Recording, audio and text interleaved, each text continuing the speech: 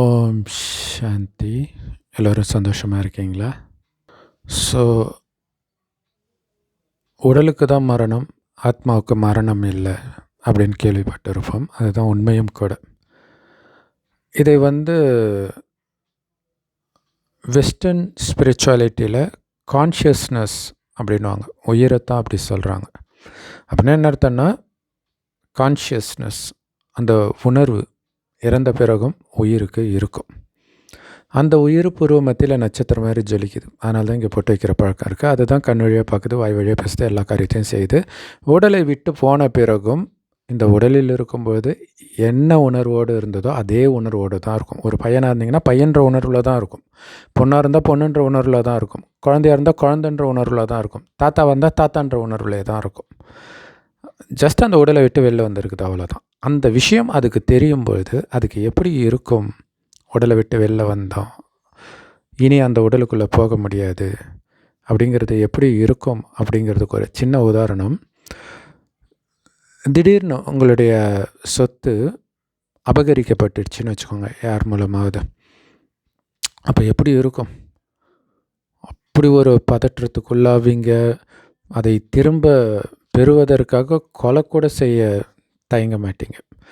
So அந்த மாதிரி அந்த சொத்து நீங்கள் சம்பாதிச்சதாக கூட இருக்காது, உங்கள் அப்பா அம்மா சம்பாதிச்சதாக இருக்கும். அதுக்கே எப்படின்னா, ஒரு மனிதனுக்கு அதிகமான பற்று உலகத்திலே அவன் உடம்பு மேலே தான் இருக்குது. ஏன்னா அதுதான் நானே நினச்சிட்டு வாழ்ந்துட்டான். அப்போ நானுன்னு எதை நினைச்சானோ அது சுத்தமாக உடைக்கப்படுது அவன் கண்ணு முன்னாடி. அந்த உடலை விட்டு வெளில வந்து அவன் முன்னாடி அது எரிக்கப்படுது. அப்போ அவனால் அதை ஏற்றுக்கவே முடியாது. ஏன்னா அது உடம்பு மட்டும் கிடையாது, அந்த உடலை வைத்து தான் அவன் இதுவரைக்கும் எதெல்லாம் என்னதுன்னு நினச்சானோ அத்தனைக்கும் அவன் சொந்தம் கொண்டாட முடியும். உடல் போன பிறகு இது என்னுடைய மனைவினோ, இது என்னுடைய குழந்தைனோ, இது என்னுடைய வீடுனோ, இது என்னுடைய திறமை, இது என்னுடைய அச்சீவ்மெண்ட்னோ அவன் சொல்லவே முடியாது. அப்போ அனைத்துலேருந்தும் அவன் துண்டிக்கப்படுறான். அவன் உடம்புலேருந்து ஆத்மாவை வெளியில் துரத்தின உடனே. ஸோ அப்போ எவ்வளோ வலி இருக்கும்னு யோசிச்சு பாருங்கள். அந்த ஆத்மாவுக்கு அப்படி துடிக்கும். ஆனால் இது எப்போவுமே இப்படி தான் நடக்குதானா? எப்போவும் இப்படி கிடையாது. ஏன் அப்படின்னா, நம்ம ஒரு 2 ஜென்ரேஷன் முன்னாடியெல்லாம் பார்த்திங்கன்னா, ஒரு 40 வயது ஆனாலே ஆண்கள் துறவரம் மேற்கொள்ள போயிடுவாங்க, குருமார்களை தேடி போயிடுவாங்க.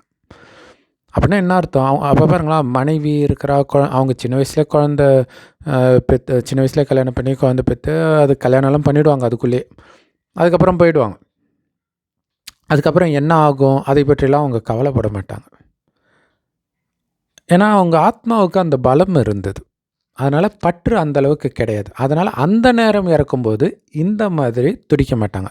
ஆனால் இப்போ எவ்வளோ பற்று இருக்குது மனிதர்களுக்கு, இல்லையா? எதன் மீது வேணும்னாலும் பற்று இருக்கும். மனைவி மேலே இருக்கும், குழந்தை மேலே இருக்கும், கள்ளக்காதலி மேலே இருக்கும், கள்ளக்காதலன் மேலே இருக்கும். இப்போ ஒரு சகோதரி இன்னொரு சகோதரி மீது உள்ள காதலுக்காக தன் குழந்தையை கொலை பண்ணதெல்லாம் பார்த்தோம். ஸோ இதெல்லாம் எதோடைய அடையாளம்னா, ஆத்மா சக்தி இழந்திருக்குது, பலகீனமாக இருக்குது. பலகீனமாக இருக்கும்போது பற்று அதிகமாக இருக்கும். பற்று அதிகமாக இருக்கும்போது அதுக்கிட்ட இருந்த அது எதன் மீது பற்று வச்சுருக்கோ அதை எடுக்கும்போது அதால் தாங்க முடியாது, துடிக்கும். ஸோ அந்த மாதிரி காலகட்டத்தில் நாம் இப்போ வாழ்ந்துட்டு இருக்கிறோம். நல்ல விஷயம் என்னன்னா, இந்த உலகம் இதோட முடியுது. இன்னும் பல வருஷம் இருந்துச்சு, பல தலைமுறை இருந்துச்சுன்னா அவ்வளோதான், கற்பனைக்கு எட்டாத மாதிரி மனிதன் துக்கத்தை அனுபவிப்பான். ஸோ அதனால் அது முடிய போகுது. அது ஒரு நல்ல விஷயம். இந்த முடிய போகுதுன்ற விஷயத்தை சொல்லி, இந்த உடலை விட்டு உயிர் பிரியும் பொழுது துக்கத்திற்கு பதிலாக சுகமாக உடலை விடுவது எப்படி அப்படின்னு கற்றுக் கொடுக்கத்தான் இறைவன் வரார். ஏன்னா இப்போ ஒரு உதாரணம் சொல்கிறேன் பாருங்களா, ஒரு நிஜ சம்பவம். ஒரு சகோதரர் கிராமத்தில் இருக்கிறாரு. நான் சொல்கிறது ஒரு 50 வருடம் முன்பு நடந்த விஷயம். ஒரு கிராமத்தில் அவருடைய மனைவி இன்னொருத்தர் கூட ஓடி போயிடுறாங்க. ஸோ அது வந்து சிட்டியில் இருக்கிறவங்களாலே தாங்கிக்க முடியாது. கிராமத்தில் இருக்கிறவங்களுக்கு பெரிய கஷ்டம். ஏன்னா ஊரில் இருக்கிற எல்லாருக்கும் தெரியும். சிட்டியில் வந்து பக்கத்தில் இருக்கிறவங்களுக்கு கூட தெரியாது யார் இருக்கிறாங்கன்னு. அதனால் அந்தளவுக்கு பிரச்சனை இல்லைன்னு வச்சுக்கோங்க. ஆனால் அங்கே பயங்கரமாக இருக்கும். ஊர் ஃபுல்லாக தலை காட்ட முடியாது. அதனால் அவமானம் தாங்காமல் அவர் ஊரை விட்டு சென்னைக்கு வரார். சென்னைக்கு வந்து ஒரு பிரபலமானவருடைய தொடர்பு கிடைக்கிது. பல வருடங்கள் கழித்து இங்கே ஏதோ வேலை செஞ்சு அதுக்கப்புறம் அப்படியே பிரபலமானவர் தொடர்பு கிடைக்கிது. அதன் மூலமாக அவர் வந்து நிறைய காலேஜ் கட்டுறாரு, ஆஸ்பத்திரி கட்டுறாரு, அவ்வளோ பெரிய முதலாளியாக கோடீஸ்வரராக ஆகியிருக்கிறார். ஆனால் இதுக்கெல்லாம் காரணம் என்னென்னா அவருடைய மனைவி ஓடி போனது தான். ஓடி போகலன்னா அவர் பாட்டுக்கு ஏழையாக அந்த ஊர்லேயே இருந்துட்டு செத்து போயிருப்பார். ஆனால் அவர் மனைவி போனது அவருக்கு எவ்வளோ பெரிய நல்ல விஷயத்தை கொடுக்குது. ஆனால் அந்த நேரம் அவருக்கு அது தெரிஞ்சிருக்கு, அது வலிச்சிருக்கும், துடிச்சிருப்பார் இல்லையா? ஆனால் அவருக்கு முன்னாடியே இது தெரிஞ்சுதுன்னு வச்சுக்கோங்களேன். யாராவது சொல்லிட்டாங்கன்னு வச்சுங்களேன், உன் மனைவி போன பிறகு தாயா உனக்கு யோகமே இருக்குது. அதுவும் 100% நடக்கக்கூடியதாக ஒருத்தர் சொன்னால் எப்படி இருக்கும்? அப்படி எந்த மனிதர் சொல்லதை நம்ப முடியாது. ஆனால் கடவுள் சொன்னால் கரெக்டாக இருக்கும் இல்லையா? அந்த மாதிரி ஒரு ரகசியத்தை தான் கடவுள் சொல்கிறாரு.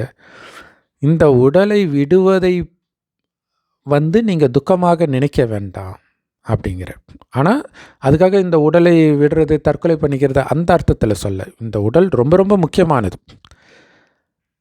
ஆனாலும் ஒரு டைமுக்கு அப்புறம் இந்த உடலை விட்டு போய் தானே ஆகணும் இல்லையா? வயோதிகத்தினாலேயோ நோயினாலேயோ எதனாலேயோ உடலை விட்டு போய் தானே ஆகணும். அப்படியே இருந்துட முடியாது உடம்புலே. அந்த நேரம் நீங்கள் ஆனந்தமாக உடலை விடணும் அப்படின்னா இந்த உடலில் இருக்கும்போதே ஒரு சில விஷயங்களை நீங்கள் பண்ணிங்கன்னா பயங்கர ஆனந்தமாக இருக்கும் அப்படிங்கிறார். அது என்ன விஷயம் அப்படின்னா, ஜென்ரலாக ஒருத்தர் இறக்குறாங்கன்னா அடுத்தது போய் இன்னொரு ஜென்மம் எடுப்பாங்க, மறுஜென்மம் எடுப்பாங்க. ஆனால் உலகமே அழிய போகுது. இந்த 5000 வருட காலச்சக்கரம் முடிவுக்கு வருது. கலியுகத்தின் இறுதியில் இருக்கிறோம். இன்னும் சில வருடங்களில் முடிய போகுது. ஆனால் சந்தோஷமான விஷயம் என்ன தெரியுமா? கலியுகம் முடிஞ்சவொடனே உலகம் அப்படியே சுக்குநூறாக காணாமல் போயிடாது. இதே பூமி சத்தியுகமாக சொர்க்கமாக மாறும். ஏன்னா அப்படித்தான் இருந்தது. அங்கேருந்து தான் நம்ம வந்து மறுஜன்மம் எடுத்து சத்தியுகத்துலேருந்து திரேதாயுகத்துக்கு வந்தோம். இதுவும் சொர்க்கம்தான். அடுத்தது துவாபர யுகத்துக்கு வரும், ஸ்லைட்டாக நரகமாகுது. கலியுகத்துக்கு வரும், நரகம் அதிகமாகுது. கலியுகம் இறுதி வர வர ரொம்ப மோசமாகுது. அந்த காலகட்டத்தில் தான் இப்போ இருக்கிறோம். இப்போ ரொம்ப ரொம்ப சுகமான யுகம் வரப்போகுது. அந்த யுகத்துக்கு வருவதற்கு உங்களை நீங்கள் தயார்படுத்திக்கோங்க. அங்கே நீங்கள் பிறக்கிறதுக்கு அங்கே எவ்வளோ பணக்காரங்களாக இருப்போம்னா, தங்க செங்கற்களால் கட்டப்பட்ட மாட மாளிகையில் இருப்போம். இப்போ எவ்வளோ பணக்காரர்களாக இருப்போம்னு யோசிச்சு பாருங்கள். அங்கே இங்கே இருக்கிற மாதிரி கள்ள தொடர்பு இருக்காது. கணவன் மனைவிக்கு இடையிலே காமம் இருக்காது. கணவன் மனைவி நமக்கு ஒரு வாரிசு வேணும்னு நினைக்கும் போது மனைவி கர்ப்பமாகவே தவிர காமத்தினால் கர்ப்பமாக மாட்டா. ஏன்னா காமம்னா என்னன்னே தெரியாது. அந்த அளவுக்கு குழந்தைகள் மாதிரி பரிசுத்தமாக சொர்க்கத்தில் இருந்த அத்தனை பேரும் இருந்ததுனால தான் அவங்கள தெய்வம்னு இன்னை வரைக்கும் இந்துக்கள் கோயில் கட்டி கும்பிட்றாங்க. ஆனால் அப்படி இருந்ததே நீங்கள் தான் அப்படின்னு சொல்கிறதுக்கு தான் கடைசி 100 வருடம் சிவபெருமான் ஒரு வயோதிகர் உடலில் வரார். அந்த வயோதிகருக்கு பிரம்மான் பேர் வைக்கிறார். ஸோ அவர் வாய் வழியாக இந்த ஞானத்தை கொடுக்குறார். சொர்க்கத்தில் தேவதையாக இருக்கும்பொழுது காமம், கோபம், பற்று, பேராசை, அகங்காரம்னா என்னன்னு யாருக்குமே தெரியாது. மனிதர்களுக்கு மட்டும் இல்லை, எந்த ஜீவராசிகளுக்குமே தெரியாது. சிங்கமும் பசுவும் ஒன்றா தண்ணி குடிக்கும்னு பைபிள் குரானில் கூட போட்டிருக்கும். அதுவும் தாவரத்தை தான் சாப்பிடும் உணவாக. அங்கே ஃபஸ்ட் கிளாஸான அப்பா அம்மா, ஃபஸ்ட் கிளாஸான கணவன் மனைவி, ஃபஸ்ட் கிளாஸான குழந்தைகள் கள்ளங்கபடமற்றவர்களாக இருப்பாங்க. அது இன்றைக்கி கோடி ரூபாய் கொடுத்தாலும் கிடைக்காது இல்லையா? ஸோ அந்த மாதிரி உலகத்தில் நாம் அடுத்த ஜென்மம் எடுக்க போகிறோம் அப்படின்னு அர்த்தம். இங்கே இறந்த அப்படி கண்ணை மூடி திறந்தா அங்கே இருப்போம் அப்படிங்கிற ரகசியத்தை சொல்கிறார். ஆனால் அங்கே அதுக்கு நீங்கள் முயற்சி பண்ணணும் இந்த உடம்புல இருந்துக்கிட்டே. அதனால தான் இந்த உடம்பு ரொம்ப முக்கியன்றது. என்ன முயற்சி பண்ணணும்? சொர்க்கத்தில் காமம், கோபம், பற்று, பேராசை, அகங்காரம்னா என்னன்னு தெரியாது இல்லையா? அதே நிலை நீங்கள் இங்கே எடுத்துகிட்டு வாங்கன்றார். அதை எப்படி எடுத்துகிட்டு வர்றது?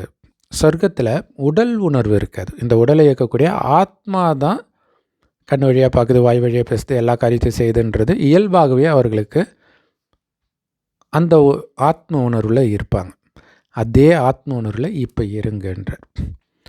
ஆனால் அந்த பலம் இல்லை. அந்த பலம் இருக்கிறதுக்கு ஆத்மான்னு உணர்ந்து ஆத்மாவின் தந்தை சிவபரமாத்மாவை சதா நினைவு பண்ணிக்கிட்டே இருங்கன்றார்.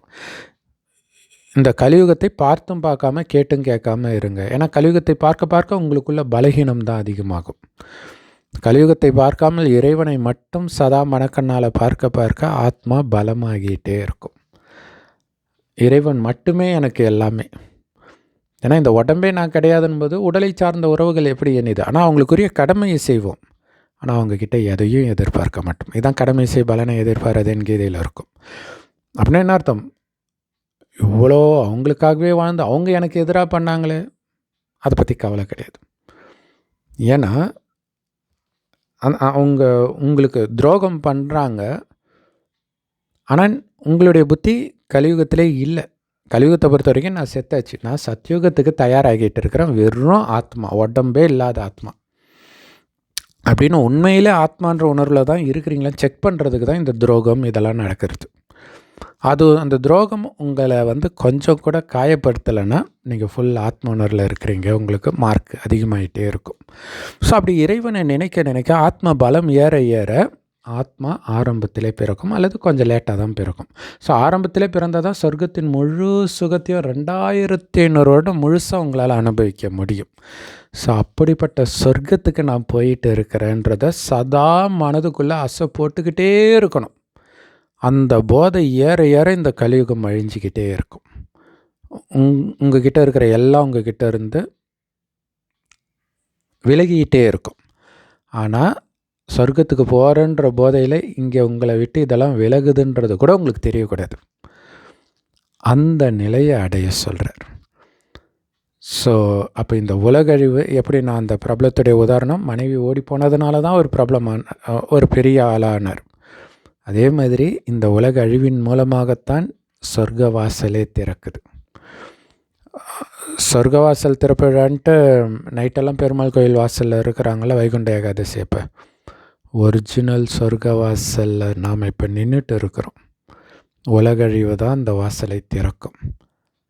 அங்கே நாராயணனாக நாமளே பிறப்போம். அதுக்கு நாம் பண்ண வேண்டியதெல்லாம் உடல் என்ற உணர்வை மறந்து ஆத்மான் உணர்ந்து ஆத்மாவின் தந்தை சிவ பரமாத்மாவை சதா நினைவு பண்ணிக்கிட்டே இருக்கணும். அந்த சிவனைத்தான் அல்லாஹ் பரமபிதான்றாங்க. கடவுள் ஒருவரே, அவர் மட்டும்தான் பிறப்பு இறப்பில் வராதவர்.